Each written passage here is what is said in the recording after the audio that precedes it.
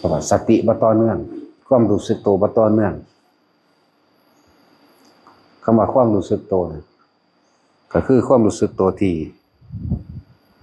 พอใจกับบ่พอใจถ้าเราคิดถึงผู้อื่นมันจะมีความรู้สึกตัวพอใจกับเขามั่งบ่พอใจกับเขามั่งถ้าเราหันเข้ามาดูตัวเองมันจะเป็นอุเบกขาเด้ความรู้สึกอันเกิดจากอาการปิติที่เราหันเข้ามาใส่ตัวเองจะเป็นความรู้สึกที่เป็นอุเบกขาเวทนามี3สุขเวทนาคือพอใจทุกขเวทนาคือบ่พอใจแล้วก็อุเบกขาเวทนาถ้าเราคิดถึงผู้อื่นมี2อย่างโลดพอใจกับบ่พอใจนั่นพบเกิดเลยว่าเราทำความรู้สึกกับตัวเองบ่ต่อเนื่อง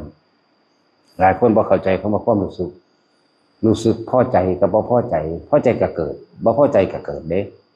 แต่ว่าอุเบกขาในตัวเองตอนนั้นจิตมันสิเป็นกลางเป็นอุเบกขาแม้นมันสิเป็นอุเบกขาเวทนาก็ช่างแต่ว่ามันสิเป็นกลางๆของมันก่อนเหมือนกับว่ามันจะค่อยจับดักความคิดเฮาเองไปถึงบุคคลที่รักมั่งบุคคลที่เกลียดมั่งเนี่ยมันสิคอยดึงเข้ามาอยู่กับลมมั่งดึงเข้ามาถ้ามันเข้ามากับลมแล้วก็อยู่ในความรู้สึกตัวของตัวของเองนั่นแหละนี่แหละมันจึงบ่แม่นของยากดอกเฮ็ดจังใดจังสิเจริญก้าวหน้าเฮ็ดจังใดสิพัฒนาเฮ็ดจังใดจังสิบรรลุเร็วเขาถามบ่ได้เฮ็ดหยังบ่ได้เอาความคิดเร่งเอาบ่แม่น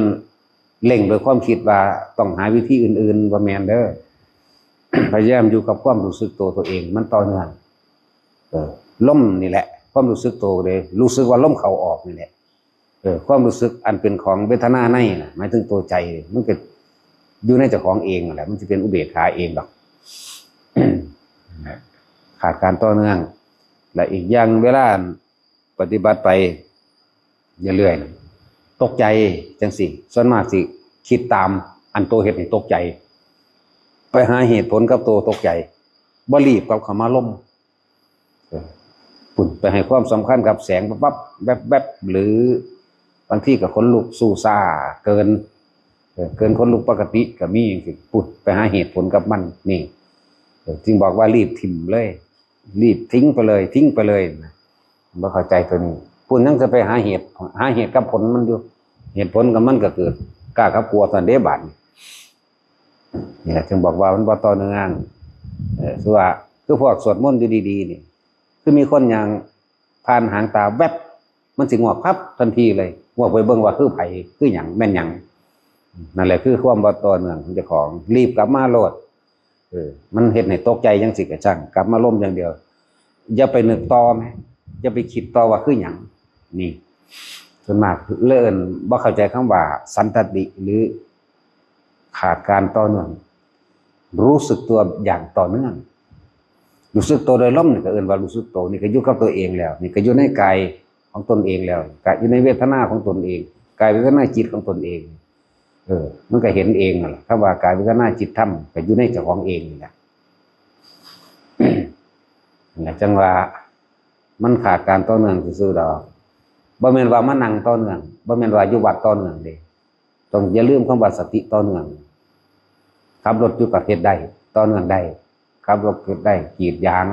เฮ็ดสวนเฮ็ดนั่นเฮ็ดนี่คำว่าต่อเนื่องคือรู้สึกตัว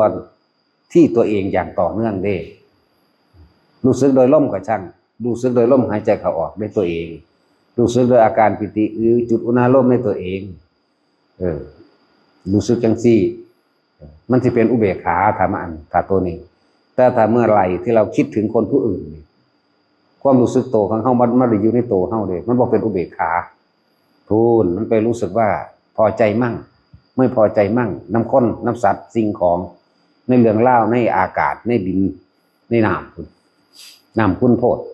ใสโพดเย็นโพดหนาวโพดมันไปจังสั่นเด้เราจึงบอกว่าขาดการต่อเนื่องซื่อๆดอกเฮาเฮ็ดหยังอยู่เฮาก็ต่อเนื่องได้ล่ะรู้สึกตัวในลมนะเว้ย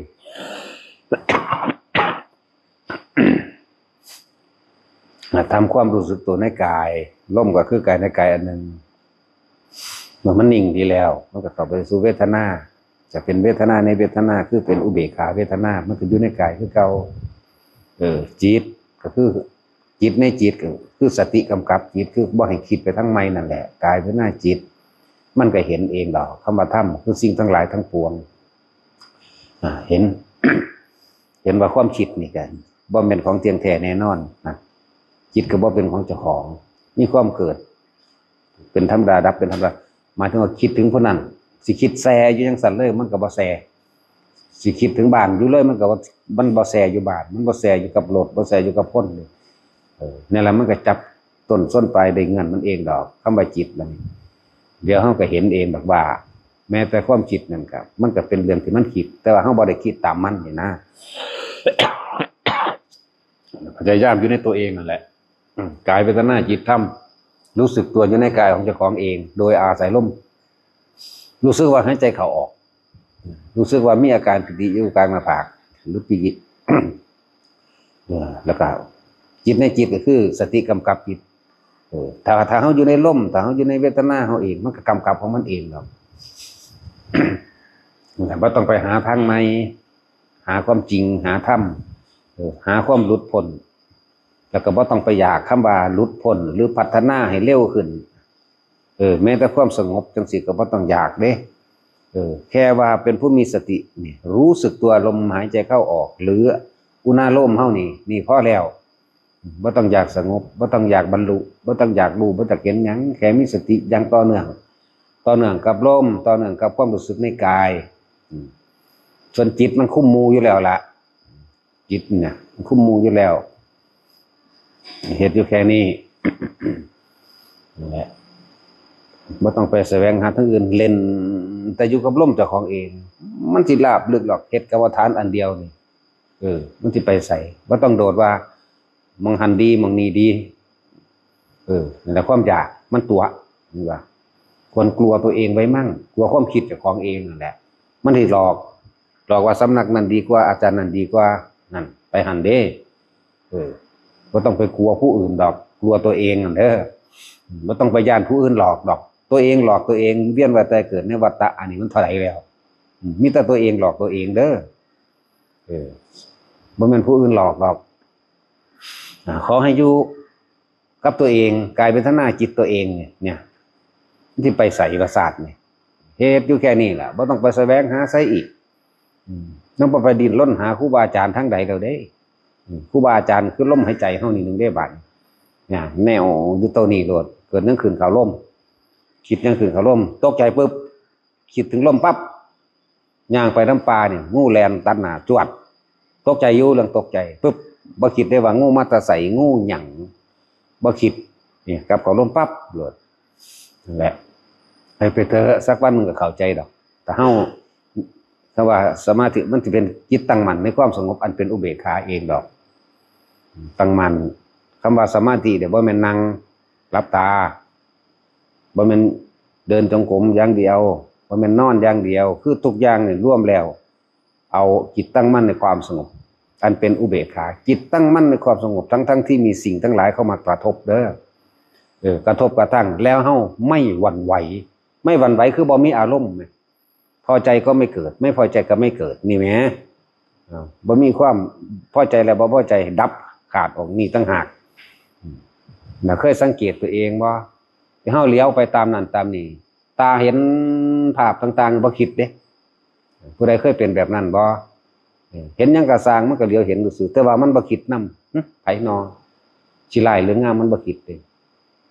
ลบจังสิก็เห็นซื่อๆบ่คิดนั่นแหละว่ามันเฝ้าระวังตัวเองจิตในจิตอ่ะนี่ก็เลยก็อาศัยลมหายใจอาศัยกายพัฒนาจิตตัวเองนี่แหละมันเลยบ่คิดเฮ็ดไปเฮ็ดมามันก็เกิดความเคยชินได้บ่อยมากชินมันก็บ่คิดจักตาเฮาเห็นหยังก็แล้วแต่เบิ่งซื่อๆได้เบิ่งบ่คิดก็มีเด้เดี๋ยวเบิ่งบ่คิดก็มีเด้นั่นแหละหูก็คือกันได้ยินเรื่องนั้นเรื่องนี้บ่เอามานึกปรุงแต่งต่อหาเหตุผลมันนั่นนะอารมณ์มันเกิดบ่ได้เด้นั่นน่ะอารมณ์เกิดบ่ได้พบดับเท่านั้นนั่นแหละตาหูจมูกลิ้นกายนี่กระทบสัมผัสบ่ว่าสิรสชาติอาหารก็ฮู้อยู่มันหังบ่คิดปรุงแต่งต่อมันบ่นึกต่อไปอีกมันก็รู้ปั๊บมันก็ดับลงเท่านั้นนึงเด้ตาเห็นจังซี่มันก็แล้วไปเลยเด้มันบ่ได้คิดต่อเด้ เวลาคุยอันนั้นอันนี้ก็คุยเป็นธรรมดาใส่ความคิดธรรมดาแต่ว่าบ่มีอารมณ์ในสิ่งที่คิดแล้วก็บ่ตั้งหวังไว้ว่าสิสำเร็จหรือว่าสำเร็จพร้อมบ่มีความหวังบ่มีความปรารถนาเวลาคุยกันกับหมู่กับพวกเวลาเฮ็ดนั่นเฮ็ดนี่ถ้ามันบ่ได้ดังที่ว่าไว้แล้วไปเลยเด้บ่ได้ไปหาสาเหตุอันนั้นอันนี้เด้แล้วไปเลยนั่นแหละพยายามรีบกลับเข้ามาหลักใหญ่อย่าถิ่มฐานใหญ่เด้ฐานคือลมนั่นแหละไผสิฮู้จักหยังบ่จักหยังก็สร้างฮู้จักลมเข้าออกก็พอน่ะผู้ใดตายในลมแล้วมันก็นั่นแหละบ่ได้กลับมาเกิดอีกดอกในโลกอันนี้พอ